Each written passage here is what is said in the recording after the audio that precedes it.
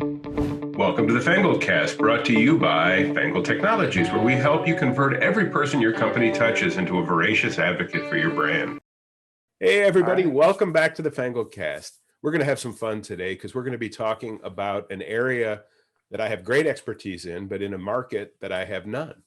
So today we're going to talk to a very good friend of mine who actually I went to college with more than a few years ago in Wilmington. His name is Tim Evans, and he was the marketing director of a very well-known hotel chain that we're going to leave out so we don't get sued for talking about him on. He ran the marketing department at a hotel on the Strip in Vegas. And during that time, found out that the hotel had interest in a very niche market and grabbed a hold of it and turned it from an idea into an extremely profitable program for that hotel chain. And I want to talk about that because niche marketing is especially the super niche that you can find has always been sort of the area of growth in most of the clients I've worked with over the years. So let me have him introduce himself to you, my good friend, Tim Evans. Yeah. So around 1995, actually, I left the great state of Ohio on a little adventure to Nevada and ended up in Las Vegas and thought, well, what am I going to do? What am I going to do here? I had a background in social services for several years. Tried to get into that here with not much success, very different environment, of course. So I started a temp job at a casino and I thought, yeah, this might work. So started at Station Casinos as a huge locals casino, and I can use their name out here. So I started there, just started as an entry-level person at their players club, actually. Interesting. And this through the years was promoted and then transferred to another major gaming company in town. And I was there for about 20 years. And I really learned as I went. I mean, as we talked earlier, I was an English major at Wilmington College. So you think, yeah, what do you do with that? You teach, right? You gamble with it. Yeah, you teach. You're teaching kids, right? I'm like, no. So no, but I really fell into marketing and learned as I went. And it was just a tremendously rewarding experience. That's interesting. You know, we did a previous recording with a gentleman who grew up on the Navajo reservation and created his own fashion line. Oh, wow. I asked, and one of the reasons I had him on was because at some point in time, the question kept coming to me, how does somebody without role models in entrepreneurship get the spark and be successful? And in your case, how, you know, at what point did you recognize that you could be a star in marketing? You know, well, listen, I don't know if I'd call myself a star at all, but I would say that, well, thank you. You know, for me, when you're working for a huge corporation like I was, there wasn't a lot of opportunity, obviously, for individuality or to be an entrepreneur. But in this case, it was really a market that I saw was untapped. The company had put a toe in the water, so to no pun intended, actually, but a toe in the water into the LGBT market over the years. And I thought, why are we not doing a little bit more with that? So the property I worked at had a huge pool area, as most hotels out here do. And one summer around 2009, I went out, or I heard on a Sunday, we had leased part of our pool deck to some local promoters. I thought, well, I want to go see what they're doing. I heard it was an LGBT event, and I walked out and I saw what they were doing. And there were, I don't know, 50, 55 people out there. And I thought, okay, so I went the next week. I wanted to see it again, and still 55, 60 people, but I saw the energy there. And so after the season ended, after they had done a few events, our pool director and I started talking, and I said, we're on to something here. I said, we should be doing this event. We should be managing this event. We'll hire someone to promote it because we need a face out in the community, but we need to run the event. We need to make it a better event. So 2010, we launched it. We were already advertising in some LGBT publications. So we refocused that a little bit to promote the pool party itself as a real amenity for LGBT, in addition to the rooms and the gaming and the dining. Sure. And that first summer, I think a good Sunday for us was probably 100 people. Mm-hmm. We had a DJ, we had a pool, we had some cabanas. That was it. So we had a good year. And, we circled back. I went to the executives the next year and said, here's what we made. Here was the impact in the community. We're getting Mm-hmm. some buzz about it. We're getting some social media traction about it. We're getting some PR from it. Let's do it again.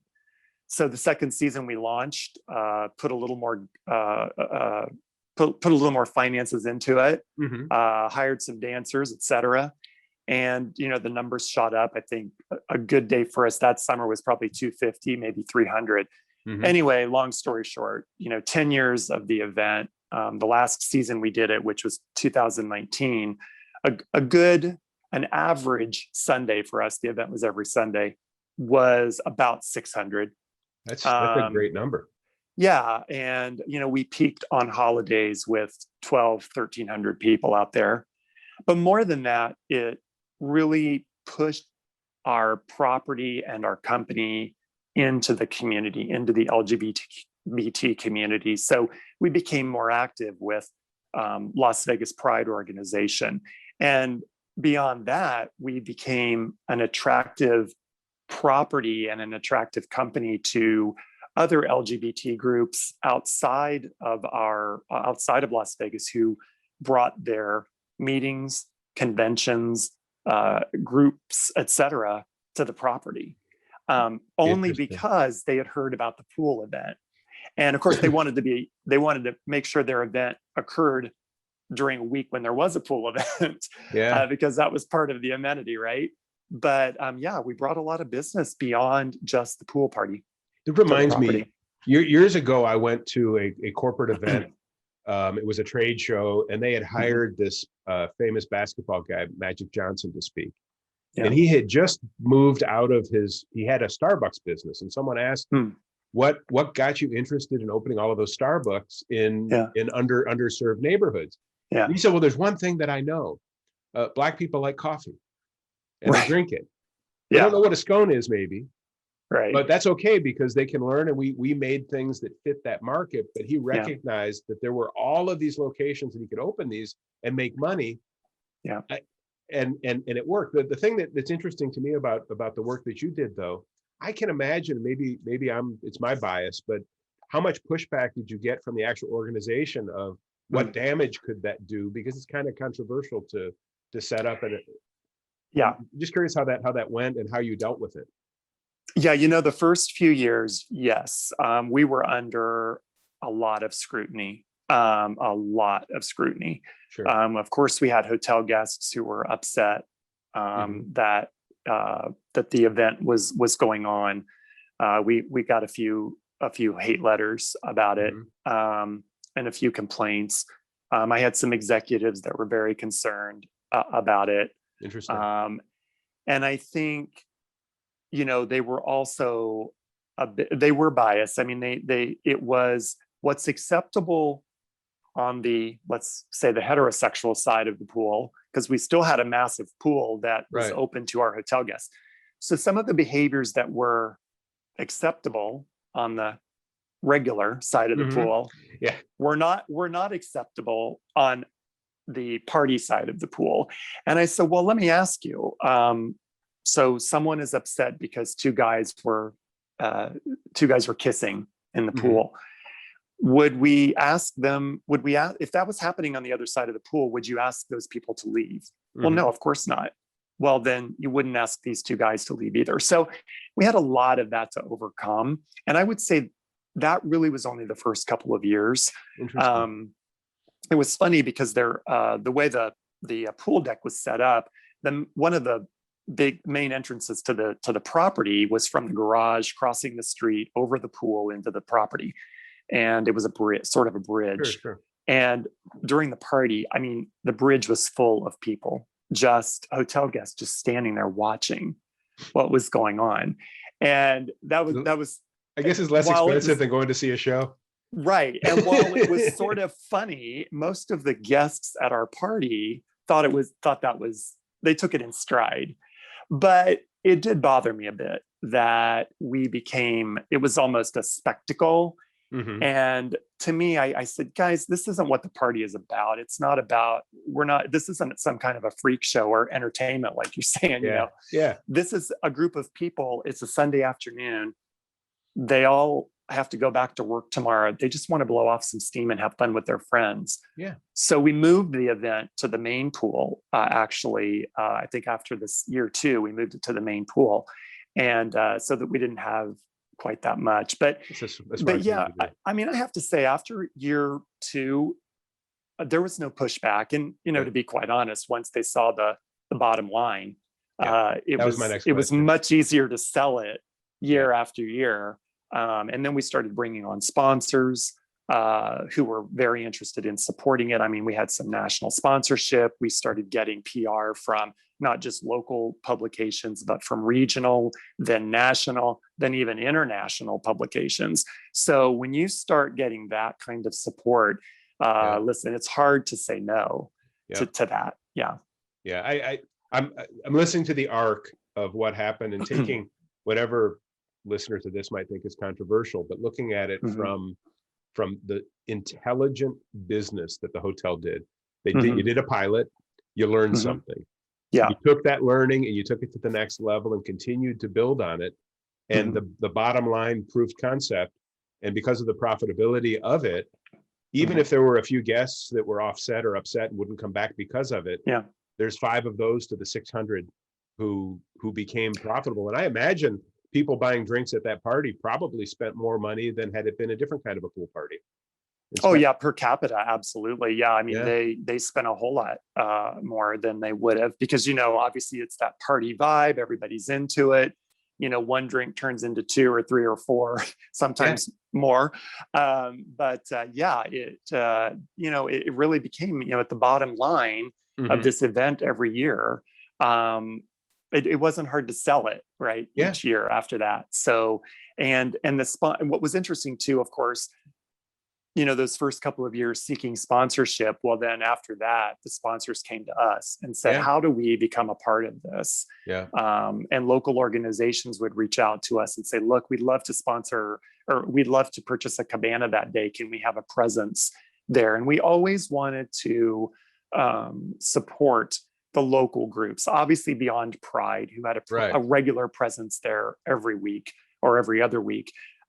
There were other smaller groups here in Vegas and even from California and other areas in the region who just wanted to bring their group and have fun at the event. So that became important to me, that we made it possible for those groups to have a presence, especially if they had. Sin City Sisters is a great example of a group that helps individuals suffering from HIV/AIDS here. And, not a lot they didn't have sponsorship money. They didn't have a lot to contribute, but I felt it was important that they have a presence at the event to support an upcoming event that they had going on. So I said, take a cabana, bring your signage, get out there with your flyers, talk to people. You're going to have 500, 600, 700 guests today. Hit your market while you're here. And they would. Let's talk about it a little bit from a branding perspective. So the brand of this chain who may not have had this in the past is now out to the community saying, we embrace diversity, we embrace giving, and we're part of the community. How did that turn into for them a way that didn't distract from people who might have had opposition to those types of events? Do you think that the offset from what you did any damage at all to the growth of the hotel, or was it really mostly 90 high positive situation? It was high positive, because I will tell you that in general, our feedback from hotel guests, even hotel guests that weren't interested, were not part of that market, didn't want to come to the event, would still comment on, boy, they looked like they were having a lot of fun. What a great property this is. what a great hotel this was. There was we would see social comments, or we would receive emails about, our family stayed there for the weekend, and boy, there was such a fun party going on at the pool next to ours. We wanted to go over there. And we had a lot of hotel guests, heterosexual couples, who would come up and say, what's going on here? And we would tell them, or actually they would just come up and say, yeah, we want to go to the party. And we'd say, well, FYI, it is an LGBT focused party. Oh, we don't care about that. Can we go? Are we allowed in? Yeah. And of course we would say, of course you're allowed in. So we had a huge group of heterosexual folks that would come to the party every week, or hotel guests that would just want to be part of the party. And I think that really lent to our success. Was, listen, let's face it, when you think of a gay pool party, you're thinking hot guys in tight Speedos, or at least I am. Not me, not so much. Well, all right. But I mean, that's the reality of it, right? But our event welcomed everyone. And it was my goal, and all of our goal, to make everyone feel very comfortable there. So it didn't matter who you were, what your body type was, what you wore. That didn't matter. Just come to the event and have a good time. And we didn't tolerate anything but that. So if anyone made another guest feel uncomfortable in any way, and it didn't matter, gay, straight, or whatever, they were asked to leave, because we wanted everyone. I remember, gosh, I don't know what year it was, maybe 2015. There's a national group of individuals. It's the Big Gay Men's Group. Oh. And they are plus size gentlemen who had a conference every year, and they picked our hotel, whatever year it was, and they stayed with us, and they wanted to come to the pool party. And I said, great. So they rented cabanas and they hung out all day. And I will tell you, I thought, boy, I talked a lot with their group organizers, and I said, look, I want you guys to be comfortable. If anything happens, I want you to tell me immediately, and we will address it. I'm telling you, they were the most popular group of guys, and I loved it. They had a blast. Everybody had a blast with them. And it was so rewarding to see what a welcoming environment had been created by our other guests. I love that. I think it was just beautiful. You just led me into the next question that I had, is about the economics of it. So we know from what we've already said that it was, people were drinking and buying and enjoying and all of it. Let's talk about the secondary. What, in terms of value to a hotel, what is it worth when an event can draw, for example, a group from another state where 80 people come, or say a wedding, a same-sex wedding that wants to happen in a hotel? Absolutely. How much of an impact was that great core idea in terms of how it multiplied for profits across other areas of the hotel? Oh, absolutely. It had impact. Our convention group booked a lot of LGBT groups. So you're selling convention space, you're selling F&B, and food and beverage. Food and beverage. Yeah. Okay. And, that made it even easier to continue to grow the event and talk about the event. And, we really did become that hotel, and I would say it probably still is, known as a very welcoming, an LGBT friendly hotel. And it just sort of became the place. Now, I will tell you that towards the last couple of years, there started to be a little more concern about, gosh, people are calling us the gay hotel. Interesting. I said, well, are they really? And so what? I think people understand that it's a gay friendly hotel. It's not an all gay hotel. So I think your arguments are a little unfounded, and that kind of went away pretty quickly after we had several discussions about it. But I thought it was kind of funny that people did refer to it as the gay hotel, but it was, people understood it was gay friendly. And it did extend beyond just the pool deck, like you're saying. I mean, it extended into, where guests would say, gosh, I felt my partner and I felt really comfortable and safe and welcomed when we checked in. Walking around the casino, we felt safe. We enjoyed our time in the restaurant, the way, the server made us feel like we belonged. And that was super important to me. Yeah. I mean, one of the keys to marketing is when you meet people at their model of the world and how you do business, so that we always talk about, it's all about creating advocates for your brand and every touch that your company makes.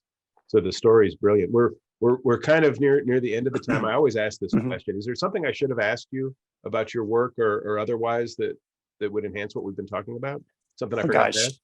Well, I mean, I don't know if it's anything you should ask me. I would just say I hope that even though I may not be at that with that company anymore, I would hope that someone picks up the mantle for an event of that nature, because it really did so much, I think, for not only the company and the property, but for the community. And I think after what we've been through in the last year, that market is very hungry right now for a summer of fun and enjoyment and being with friends. And I hope that everyone can get vaccinated and get into a place where they feel comfortable again, and we can have events like that again. So it's important. If I was running a hotel business and had opportunities for that or any other homogenous group of people to come out and spend money at my pool and bring conventions in, you'd be nuts. Absolutely. Not to make that a reality. Oh yeah, that market is still there, and they, like you're saying, they're very hungry for something like this, and so there's a lot of opportunities. So hopefully someone will pick that up and run with it. I gotta say, I always love hanging out and chatting with you. I was thinking about it. We've known each other. I think we met in 1984. I think is when probably I was maybe 12, 13. Yeah, I was 9. I was 9, right. Old man. I was on the playground, I'm sure. No, we were in this. For people watching, we were in the same dorm in college my freshman year, where we became friends. So it's amazing to be able to meet back up with folks from last century. And have a conversation. Don't say it like that. Don't say it like that. It makes me feel even older. I'm sorry. It's going out to the internet. What was it? The system of tubes? Is that what they said? Right. Yeah. So anyhow, thank you so much for coming on. For those of you listening, thanks for listening as usual. We'd love you to click right down below, right here, so you can subscribe. Tell your friends, share the podcast, even send a fax to someone older than us and tell them podcasts exist, and they could also check it out. And we will see you all, or you'll hear us again on the FangledCast coming up. Thanks again. Brought to you by Fangled Technologies, where we help you convert every person your company touches into a voracious advocate for your brand.